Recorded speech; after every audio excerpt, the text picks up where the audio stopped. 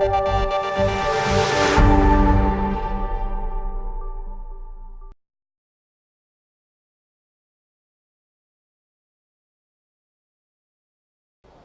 series of Docplexus KOL interviews, we have with us Dr. Rajendra Bansal. He's an associate professor of clinical ophthalmology glaucoma division at Arkin's Eye Institute, Columbia University in New York. He's also recognized as the best ophthalmologist in New York metropolitan areas for nearly 10 years. He has 50 peer-reviewed journal publications in various journals of ophthalmology. He's also part for establishing in various societies of glaucoma and has been coming straight 30 years in AIOC. Thank you, sir, for the interview. So let's begin with my first question. So we would like to know what is filtration and also the different ways that it can be done. In glaucoma, when the medical treatment fails, we look for a surgery, and filtration surgery means we are looking for a bypass of the aqueous humor outside of the eye.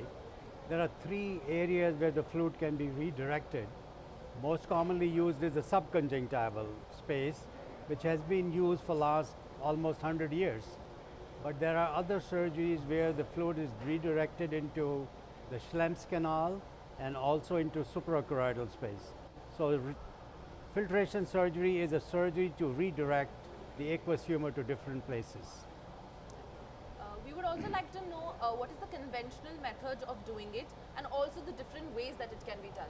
Well, the conventional method, the old ways, is we make a tiny hole in the sclera and it's covered by the conjunctiva. Now, that was a full thickness surgery which was done for many, many years. Then came trabeculectomy, which is a subconjunctival kind of sclerostomy. That is, a hole is made under a flap of sclera and is covered by the conjunctiva. So that's the conventional. And there are other ways is there are MIGS, we call them as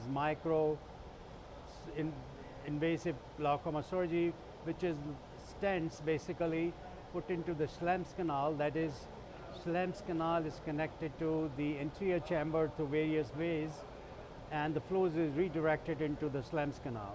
And the third way is there is a space between the sclera and ciliary body and choroid called the suprachoroidal space. So an instrument or a device is placed into the suprachoroidal space. The fluid can be redirected from the anterior chamber into the suprachoroidal space. So doctor, what is an ideal filtration surgery according to you? Well, we don't have any ideal filtration surgery. Every one of them have their own advantages and disadvantages. In my opinion, the ideal would be where you can have a software put into the implant and the fluid goes out in a place where there is no resistance. And with this so-called software, you can control the intraocular pressure that you want to keep it at. And ideally, probably it will be in the future sometime that through a millipore, a device will be allowed to put the fluid into the tears, which is a fluid, and this way it may be able to control the pressure to the degree that you want it to be. So moving on to the next question, what are the advances in filtration? Well, the filtration, as I said, it has to be done to keep the pressure low. If the medical treatment fails, or there are some laser treatment, if that also doesn't work, then you have to do filtration. So it is not that you want to do as the first procedure, but you are forced to do it if it doesn't work. Doctor, can you please tell us the relevance of subconjunctival filtration in glaucoma surgery?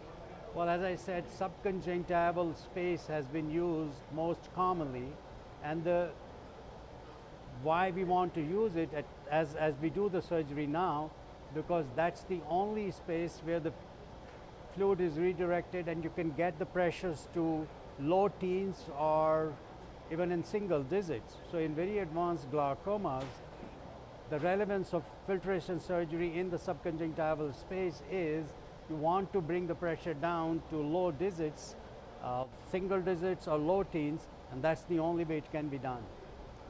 Right. Thank you so much for the interview. It was a pleasure having you here. Thank you. Thank you very much.